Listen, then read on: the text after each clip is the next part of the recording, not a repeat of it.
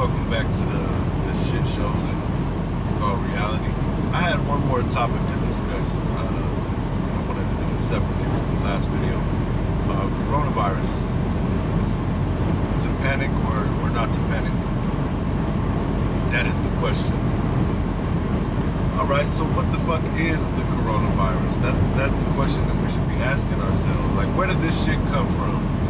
Every decade or so, give or take a few years, they have some new pathogen to cause panic. And sometimes it doesn't live up to its hype, which, I guess that's a good thing, but we gotta look at the business aspect of this, because these people are psychopaths, you know what I mean, that are controlling a capitalistic system. So we gotta look at the profit motive in a case like this, okay? Before we get in on should we panic or should we not panic, right? So let's take a look at this. A lot of these so-called diseases that come out of nowhere, I'm not saying all of them, you know what I mean? But a lot of them are manufactured in a lab by, for lack of a better term, mad scientists, you know what I mean? And look no further than the AIDS epidemic, you know what I mean? They're always gonna, and this is the way it works, and this is my theory, okay? You can disagree, this is my theory, all right? I'm not gonna say this is the way it works, I'm gonna say this is my theory. They manufacture a pathogen or a sickness or a disease or what have you, and at the same time that they're manufacturing this, they have the cure. You know what I mean? They use their propaganda to hype the sickness. They milk the taxpayers in the sums, in the upwards of billions, probably. You know what I mean? To so-called be looking for the cure when they already got it. You know what I mean? Beautiful scheme, right? It's a perfect crime. So I imagine that this has been going on for a long time. Now, again, this is only a theory, but I've been looking into these people for years now. Before a lot of these people who claim to be conspiracy theorists, like Richie from Boston, or a lot of these cats, before they were even in the game, I was in the game. You know what I mean? So I've been looking into it for years, and this is what I believe happens. So back to the coronavirus. Most likely, in my opinion, they took the SARS, the former scare, which didn't really have a lot of impact, and they, manipulated it, did the damn thing, right? And they supercharged it. They supercharged SARS, slapped on a new name. Lo and behold, the coronavirus. And they got enemies, obviously, right? China being one of them, Iran being another. So it's kind of funny how it popped up in these countries, almost like a low-key, like sending a message, like, we did it, but you can't prove we did it, like, to cause panics in their markets and what have you, and to kind of send a message that, yeah, we, you heard of the natives, right? You heard of the smallpox. Yeah, we're gonna send you motherfucking ass some blankets if we have to.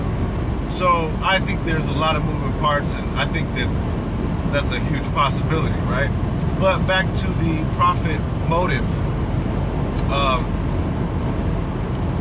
and something a little bit more sinister. So let's take a look at what we know about, or what we've been told by government-controlled leading scientists about the coronavirus. All right, most likely I might not die from it. You know what I mean? It seems that the people that are more likely to die from it would be the elderly, right? Now, if you think about it, if they were if you thought that they manufactured something like this, what purpose would they have to take out the elderly? Well, there's a few things I can think of. One of them being, well, shit, think about the system we live in, right? You work your whole life. The productivity in America has gone nothing but up but the wages have stayed stagnant, right?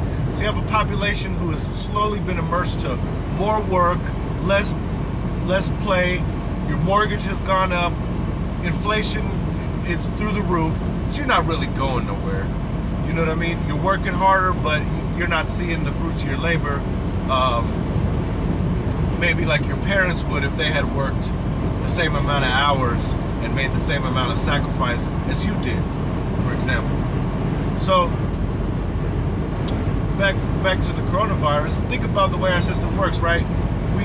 We're worker bees in this society, and we pay in taxes and we take care of the elderly, right? I think that's a good plan, you know, Social Security and what have you. God damn it, if I work my whole life, I should, you know, at least in my golden age, which people from my generation, we're not going to have a golden age.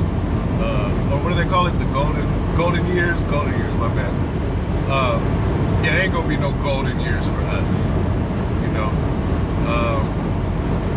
Rusty bronze, probably. But you work your whole life and you pay into the system, okay. By the time they even get the money, the inflation has gone up. So what are they living on? $700-800? Grandma, grandpa barely skating by, unless they come from a wealthy family, which I guess many Americans do. Many Americans have had a leg up in life, have had a boost, a head start, but not everybody. Okay, so this would be a beautiful scheme if you wanted to just get rid of paying for the older people, right? The way that these crazy motherfuckers think, right, is they would think, well, work until you drop dead. You know, that would be ideal for them, right? So being that they're having to pay out this money to the elderly instead of just fucking fuck you. Why I gotta pay you when I can just keep all this shit for myself, right? This is the mentality. So it wouldn't be out of the realm of possibility that they would design a disease that would say, okay, well, you know, we're not trying to take out the whole world. We don't want a 12 Monkeys situation. But by the way, shout out 12 Monkeys, one of my favorite old school sci-fi flicks. If you haven't seen it, check that shit out. Shit's cool. Anyway, yeah, they wouldn't want that situation, so it would make sense if they manufactured something that could wipe out the vulnerable of our population. And then they're gotta pay out shit. They worked their whole lives, and then now they drop dead. You know what I mean? And they get no payout. You know, that's, I hate to be so cynical, but you have to be cynical when trying to peel back the layers and see what it is that these motherfuckers be up to. You know what I mean? And I'm probably on point. I usually am. So that's what I think. And that would be a beautiful scheme to get rid of the elderly. And not only, that's fucked up, first of all. And you know, there's a lot of stupid ass elderly. There's a lot of dumb ass elderly people too. And let me explain why I'm saying that. I'm not being rude. I'm saying, hold on, okay. The tragedy, and if that's what they were doing, the tragedy would be that an elderly person is a library of knowledge, but not all of them. Just like in our society now, you have the majority that's dumbed down, but you have people amongst us, people in society that are intellectuals and high-level intellectuals.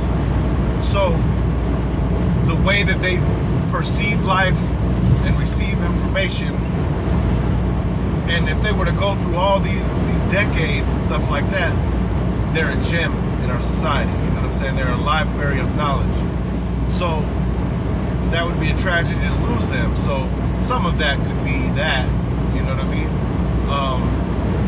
Because when you want to mold the minds of the young, why would you want these pesky people that can point out your bullshit around? I mean, that's one aspect, but I think more of it is the capital gains aspect of it. And I wouldn't doubt it if it was some sinister plot like that to cull the population. And obviously, if they culled the older generation, that would be a huge jackpot for them, because they wouldn't be having to pay them their just due, you know. So that's my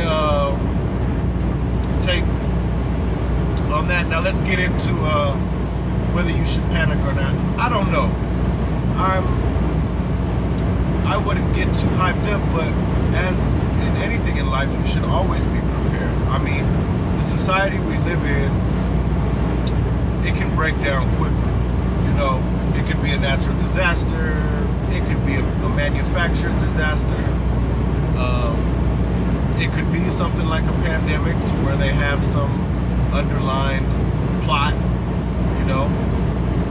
So preparation is key to anything. You should always be prepared. I know I am, probably not as much as I should be, you know, but I have, through the years, took steps and precautions to prepare myself in case shit hits the fan. You know, it's a huge possibility, whatever that might be, you know. So, you know, the supermarkets, once commerce is interrupted in transport, and I'm in transport, those shelves is gonna go empty quick. You need to look no further than the past, or need to look no further than other countries who find themselves in those similar situations. Everything's taken off the shelf. You know what I mean? And if there's a situation to where there's like this self-quarantine situation, I don't know, I'm gonna start looking more into this, and we might run this back and come back, because maybe there's a bigger play at hand. You know, maybe, I don't know. I'm gonna take a look at this a little bit further, and start to dig a little deeper and peel back some layers to see if maybe there's some more to it. Panic and fear, and basically, like, the simplest answer would probably be, we created this disease in the lab, or altered another one that we already had. We made the cure, same time frame, and now we need to extract $1 billion or so from the taxpayer, so that we can find a cure and treat this, which would be robbery. And then suddenly it would dissipate and go away. No, it wasn't a big deal. I mean, that would be the simplest form, but maybe they got something bigger at play. That's my thoughts on the situation. Like and subscribe to my channel. I'm gonna be coming a little more often than I used to be. I've been busy in life, you know, living my life, so I haven't had time. But right now, this year, going forward, I'll probably have a lot more time to make these videos. Hey, it's not gonna be, you know, some beautifully put together video. You know, once in a while when I have time to sit down and, you know, articulate my points and have some visuals, I'll do so.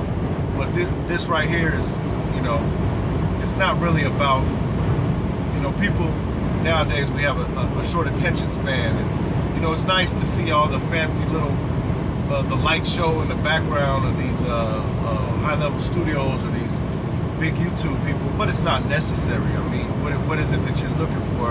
I imagine it would be good conversation, or good content, or a good discussion. So that being said, you know, I'm always going to come with that, you know, and maybe over time I'll get a little bit better with the other stuff. You know, I have a couple videos on there where I've sat down and you can go scroll through, like the